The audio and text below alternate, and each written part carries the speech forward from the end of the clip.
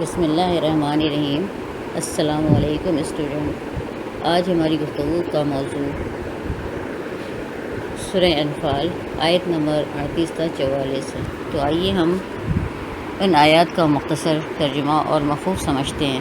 آیت نمبر 38 میں اللہ تعالیٰ فرماتا ہے کہ اے پیغمبر، آپ کافروں سے کہہ دیجئے کہ اگر وہ اپنی افعال یعنی حرکتوں سے باز آ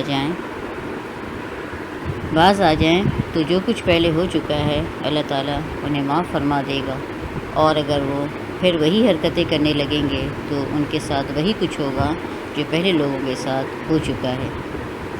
آیت نمبر 39 میں اللہ تعالیٰ فرماتا ہے فتنہ سے مراد فساد برپا ہونا ہے، اور زمین پر سب سے بڑا فساد شرک ہے۔ اللہ تعالیٰ اس سے بچنے کا حکم دیتا ہے اور لڑنے اور جہاد کرنے کا حکم دے رہا ہے کہ آپ ان سے جہاد کریں، لڑیں، یہاں تک کہ سارے کا سارا دین اللہ کا ہو جائے، اور اللہ تعالیٰ سب کاموں کو دیکھ رہا ہے۔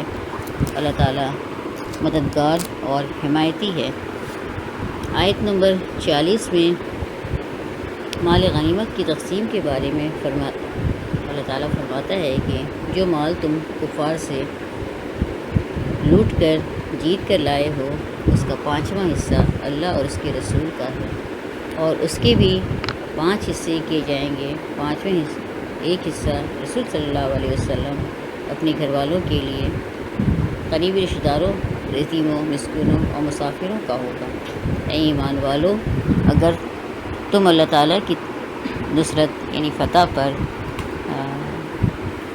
یقین رکھتے ہو تو فرقان یعنی حق و باطل کے درمیان تمیز کرنے والا دن یعنی بدر کا دن، جس دن فیصلہ ہو گیا تھا کہ حق ہی غالب آنے والا ہے، اور اس دن حق پوری تابانیوں کے ساتھ جلوہ گر ہو گیا تھا، اور اللہ ہر چیز پر قدرت رکھتا ہے۔ آیت نمبر 41 اور 42 میں عدوت سے مراد وادی ہے، وادی بدر کی وہ سمت ہے جو مدینہ منورہ سے قریب تر تھی، اور دوسری جانب کفار۔ بس اللہ تعالیٰ کو جو بات پوری کرنا چاہتا تھا وہ پوری ہو کر ہی رہنی تھی۔ دونوں گروہوں کا مقابلہ ہوا، اللہ نے اپنے دوست یعنی مسلمانوں کی مدد کی اور ان کے دین کو سربلند کر دیا، اور دشمنوں کو ذلیل و خوار کیا۔ آیت نمبر 43-44 میں اللہ تعالیٰ خصوصی مسلمانوں کے ساتھ خصوصی انعام اور احسانات کا ذکر فرماتا ہے۔ وہ خصوصی انعامات یہ ہیں، یعنی اللہ تعالیٰ فرماتا ہے مسلمانوں کی فتح، کفار کی تعداد کو کم کر کے دکھانا، فرشتوں کا نزول، اور حضور صلی اللہ علیہ وسلم کے معجزہ یعنی آپ صلی اللہ علیہ وسلم نے ایک مٹھی بھری مٹی کی اور لشکر کی طرف پھینک دی۔ وہ لشکر ایک وسیع رقبے پر پھیلا ہوا تھا۔ معجزانہ طور پر ہر کافر کی آنکھوں کو ریت نے بھر دیا، اور سب کی آنکھیں دیکھنے سے معذور ہو گئیں۔ وہ دہشت زدہ ہو کر بھاگ کھڑے ہوئے۔ اللہ تعالیٰ فرماتے ہیں کہ اے محبوب، جب تم کنکریاں پھینک رہے تھے تو وہ پھینکنے والا ہاتھ اگرچہ تمہارا تھا، لیکن قدرت ہماری تھی۔ اس دوران جنگ بدر میں مسلمانوں کو اللہ تعالیٰ نے فتح نصیب فرمائی۔ اب آئیے ہم سوالات کی جانب بڑھتے ہیں۔ سوال نمبر 1 مال غنیمت کے بارے میں ہے۔ مال غنیمت اللہ تعالیٰ فرماتا ہے سورہ انفال میں مال غنیمت کی تقسیم کے بارے میں کیا حکم دیا گیا ہے۔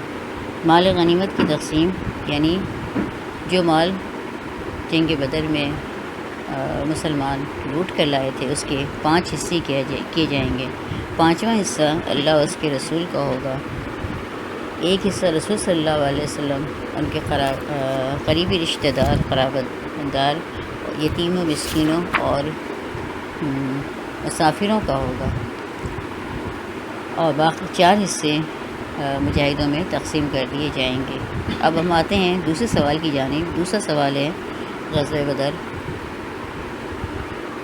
میں اللہ تعالیٰ نے مسلمانوں کی کامیابی کے لیے کس کس خصوصی احسان کا ذکر فرمایا ہے۔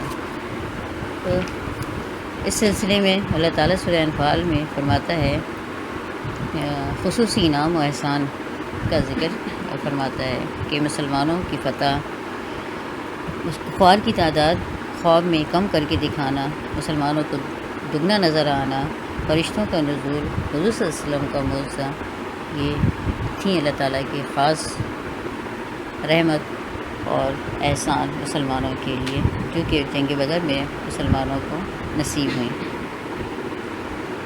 یہ تمام کام آپ اپنی کاپی پہ کریں گے۔